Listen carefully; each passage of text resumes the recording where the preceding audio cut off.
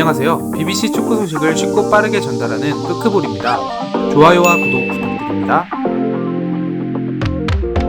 맨체스터 유나이티드가 카바니가 달고 있던 등번호 7번을 호날두에게 주기로 했습니다.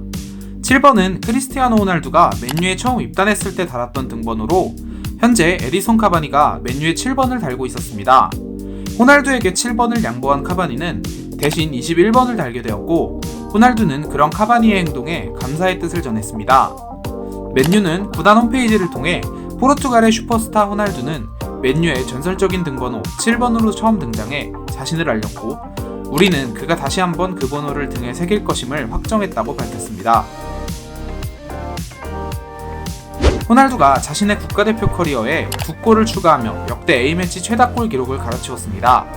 호날두는 포르투갈과 아일랜드가 맞붙은 카타르 월드컵 예선 경기에서 머리로만 2골을 터뜨리며 팀의 2대1 승리를 견인했습니다.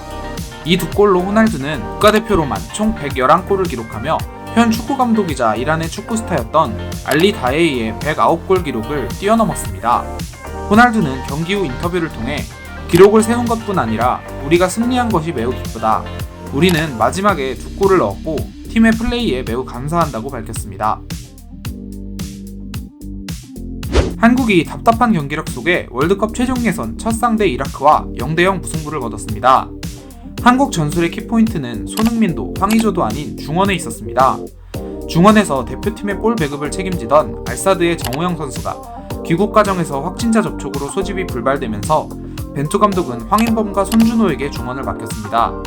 손준호는 수비적인 측면에서는 준수한 역할을 보였으나 두 선수 모두 빌드업 과정에서의 날카로운 전진 패스나 빠른 좌우전환 패스를 보여주지 못하며 기회를 창출하는 데 실패했습니다.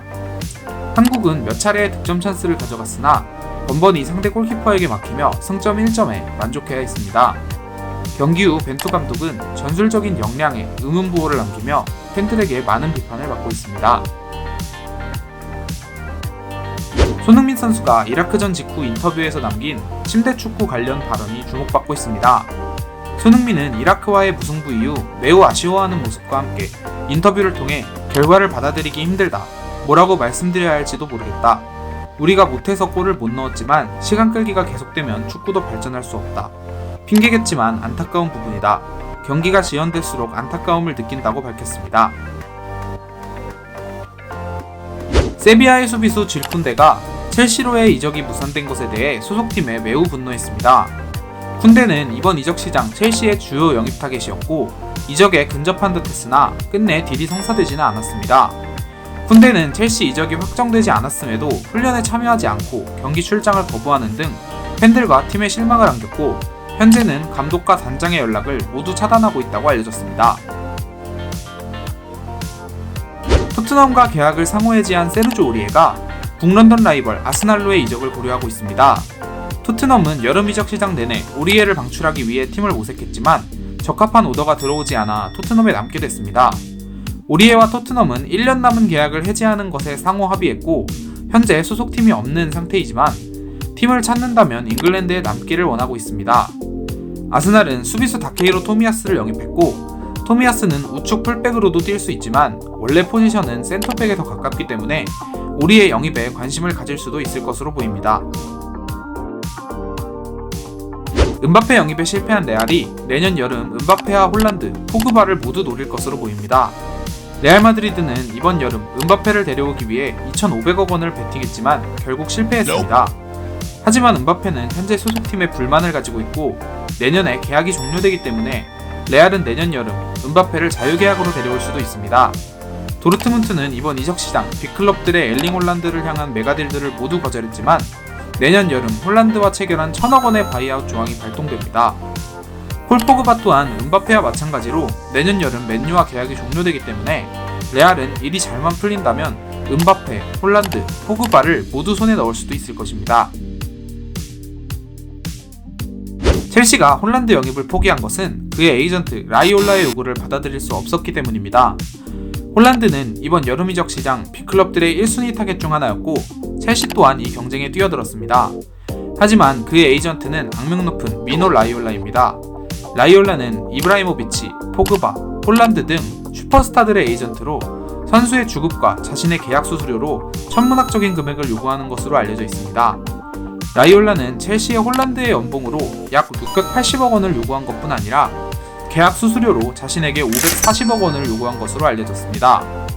이 요구는 첼시의 홀란드 영입 시도를 철회하게 만들었고 첼시는 루카쿠로 노선을 변경해 영입에 성공했습니다.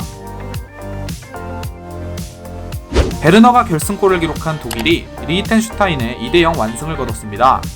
월드컵 최종 예선 리히텐슈타인을 만난 독일은 티모 베르너를 최전방에 내세웠습니다.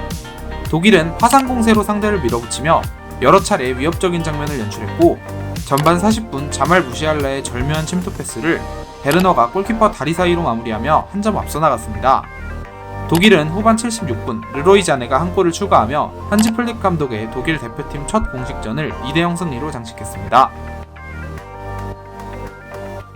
루카쿠가 멀티골을 터뜨리며 벨기에가 에스토니아에 5대2 대승을 기록했습니다.